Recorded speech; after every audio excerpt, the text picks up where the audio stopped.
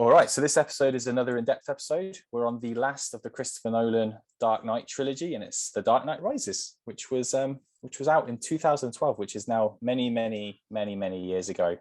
Yes, and I am a lot older and not that much wiser. Which is also around the time that you and I had the conversation about Dark Knight Rises and Amazing Spider-Man 2. Yes, at a pub after many drinks. And I still stand by the fact I'm more excited about The Dark Knight Rises than Amazing Spider-Man 2 with Andrew Garfield. So, sure. But it was weird because Dark Knight, I really like Dark Knight, and I enjoyed The Amazing Spider-Man. I'm a huge Spider-Man fan. This is really dangerous territory because just before we start recording this, I haven't seen the new Spider-Man film, so this is really stupid to talk about Spider-Man. But anyway, I was really hyped about The Dark Knight Rises because I really like Bane as a character as well. So I was really excited that we were going to get not Bane from Batman and Robin or Batman Forever. Yes, Batman and Robin.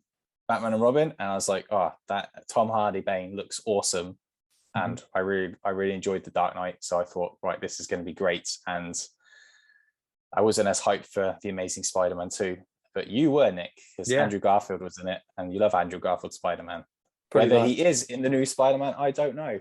I have no idea. I'm closing my eyes. I think my reason for it back then was that The Amazing Spider-Man really surprised me. And I was like, I don't think Dark Knight Rises would surprise me. Which, funnily enough, this viewing did. Back then it didn't. But this viewing did. And I was like, oh, interesting. Well, let's start there then. And then I'm intrigued by this. Tell Neil and I and the listeners more, Nick. Why did it surprise you? So our last in depth was Dark Knight, and I think I gave it a 7 out of 10 consistently okays. I think I should really remember what I gave it. I'm pretty sure. I assume it was higher than that. A whole year ago. And I was going into this thinking that Rises wasn't as good as Dark Knight, and I was like, I really don't remember it just being that good because I can't really remember much about it. And then as I was watching it, I was like, I actually prefer it to Dark Knight. Oof. Yeah. Bold statement. I know. Like, it's not as good as Batman Begins. Batman Begins is the best of the Nolan trilogy, like hands down. It's almost a pitch perfect film. But this one, it's just everything that I sort of had an issue with the Dark Knight that we were talking about, where I felt like Gotham doesn't feel like Gotham, and it sort of frustrates me a little bit that it's Batman and Joker. Like, if you just replaced it with a cop and a detective, I think it works more. It's more interesting, and in terms of a narrative, it's frustrating to have those characters and it not to feel comic booky. And I remembered Rises feeling like an extension of that it just taking it to the next level. But so much of Rises is very comic booky. Like, there's more of a sense of Gotham. It doesn't just feel like any other city. Like, there's a bit more to it. There's some really nice like visual cues as well, like Gotham in the snow and like Catwoman's apartment. Something about that as well. I was like, that feels very kind of Gotham. It's quite like run down. The scene where Bruce goes to see her in this I just thought was quite cool. And also, I think just having stuff like Wayne Manor back and having a bit more of kind of seeing it through like Gordon Levitt's character, seeing how Batman is kind of like in this world, and there was just something about it where I was like, this feels quite comic booky.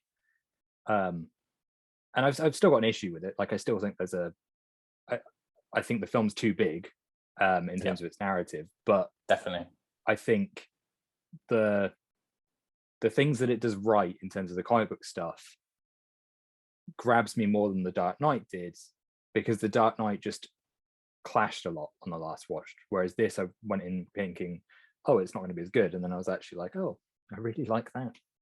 So I was quite surprised. I actually enjoyed it. I think I enjoyed it a lot more than I thought. I've seen it several times, like I'm sure all of us have, but I actually went into it thinking, I can't remember the bits that I really enjoyed. I mean, we'll talk more about it, but I enjoyed the Bane Batman bits in the sewers. I enjoy that so much. I love the Nightfall comic and stuff. I love all that build up to it. But I remember some other sections dragging, which they didn't so much in this watch when I watched it recently. I don't know if it's because I'm engaging with it more because we're going to talk about it in depth, but there are still some issues, I think it always comes back to me to the bit when he's in the hole in the prison. Yeah. Just find it so like, oh, like it just feels so like such a waste. And I don't know whether you would I'd want it to be cut out because it obviously it's logical with this film, but just I feel that that whole section, I'm obviously doing exactly what I said I would do, which is jumping way too far ahead before Neil even gets a word in. But I just wish it was, when I was watching, I just thought, I just don't, if I'm going to go and make a cup of tea or something, this is the pit I'm going to do it in, because I've seen it enough times to know that I don't care for it that much. And I wish he was just still in Gotham, or because he just turns up back in Gotham. He's just there, and he just walks in. It's like, oh, hey, Bruce. It's like, oh yeah, I've been away. Like no one else can get off this island, but I got in because I can. It's just it just felt so out of place. But I did enjoy a lot more of it. I think it looks great. I think it's the most you get Gotham in the daytime as well, which is also. I know Gotham should be dark and things, but we've been so, with the Tim Burton films and the Joel Schumacher films, it's also dark. So it's nice, those bits like when Bane's standing on the cars in his big jacket, everybody wanted that fluffy jacket after seeing it. And it was, I still have one. I actually have one. Nice. And it just looks great. And I think it's the best that Gotham looks out of all the Batman films. The Tim Burton stuff with the backgrounds is very good as well, but it just feels a lot more. I think it's because of the football stadium scene as well. Right. Yeah. That scene. Which is a great scene, and definitely the best line that Bane has with the singing voice bits. So it's I enjoyed it a lot. What do you think, Neil? I've rambled enough now. I'm similar, I think, to you, Nick. I've kind of grown to this. I think I saw The Dark Knight at the cinema like 6-7 times. Like it was that film that everyone was like, I want to see this film with you, and I'm like, yeah, I'll watch it again. And I think I watched it too much. And so I took a very, very long break where I didn't really rewatch it, where I'd watch Batman Begins or I'd watch The Dark Knight Rises and not go back to The Dark Knight. And I've sort of come to this point where I don't feel like The Dark Knight is a Batman film. I feel like it is what we now know is a typical Chris Nolan film. It just happens to star Batman. Yeah. And so I don't even think of it as a comic book movie either, because it's not to me at all. Whereas when I watch Rises, I can see Nightfall and I can see No Man's Land, and I can see all of my kind of favorite comics from the noughties, like late 90s and the noughties. And I vibe with it a lot more in that respect. And that's not to knock The Dark Knight, because it is an amazing film, but it's an amazing Christopher Nolan film that just happens to have Batman in it. I get more out of this. I even think you were just saying about Catwoman's apartment, that just takes me back to like year one. And that comic book and that era of what Gotham's like in that book.